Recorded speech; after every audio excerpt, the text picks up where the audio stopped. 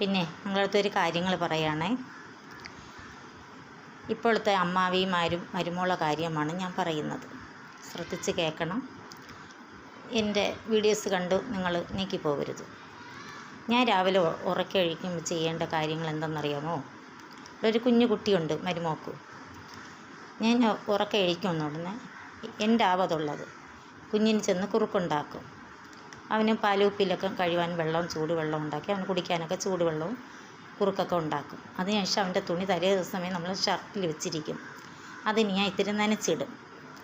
അതാണ് രാവിലെ ഞാൻ ചെയ്യുന്ന ജോലി. മക്കളൊക്കെ അപ്പോഴേ എഴുതിക്കത്തില്ല. എന്നിട്ട് ഞാൻ എൻ്റെ മോളെ വീട്ടിൽ വരുമ്പോൾ കുറേ പാത്രങ്ങളൊക്കെ കിടക്കും.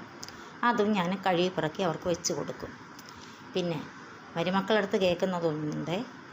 നിങ്ങളത് ഇന്നലെ അമ്മാവി മരുമോളും വഴക്കായിരിക്കാം, ചണ്ടയായിരിക്കാം.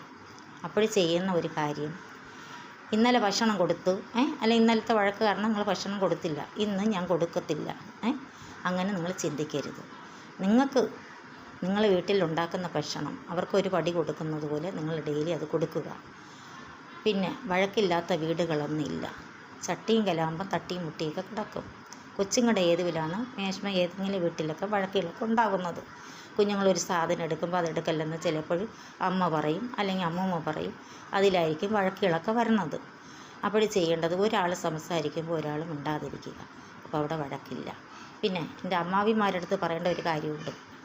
മരുമോള് ചായ തന്നില്ല, കട്ടൻ തന്നില്ല എന്ന് പറഞ്ഞുകൊണ്ട് ഒന്ന് പുറകുറിക്കുകയോ ഒരു വേലത്തനവും കാണിക്കുകയും ചെയ്യരുത്. നമുക്കാവതുണ്ടോ അപ്പോൾ അടുക്കളയിൽ കയറുക, ഒരു കട്ടനോ ഒരു ചായ ഇട്ട് കുടിക്കണതിൽ ഒരു കുഴപ്പവും ഇല്ല.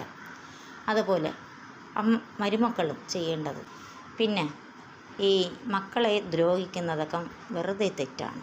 പിന്നെ അമ്മാവിയും ദ്രോഹിക്കുന്നത് വെറുതെ തെറ്റാണ്. എന്തിനാണ് പരസ്പരം നിങ്ങളിങ്ങനെ വഴക്കൊക്കെ കൂടുന്നത്? സ്നേഹമായിട്ടിരുന്ന ഈ ഒരുമയോടെ ജീവിക്കുക. മരുമക്കൾക്ക് അമ്മാവിമാരെല്ലാം സഹായിക്കുക, മരുമോളും അമ്മാവിയെ സഹായിക്കുക.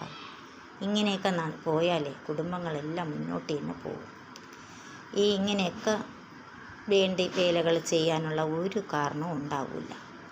അമ്മാവി മരുമോളെ വെട്ടുക, മരുമോൾ അമ്മാവിയെ വെട്ടുക, അങ്ങനെയൊക്കെ ആണ് നമ്മൾ എന്നും കേട്ടുകൊണ്ടിരിക്കുന്നത്. വാർത്തകൾ വയ്ക്കുമ്പോൾ പല നാട്ടിലും ഇതൊക്കെയാണ് സംഭവിക്കുന്നത്.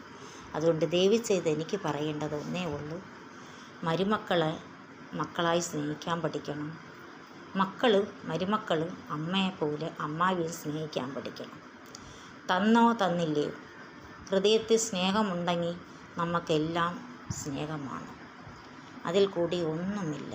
നമ്മൾ പോകുമ്പോൾ ഒന്നും കൊണ്ടും പോകുന്നില്ല.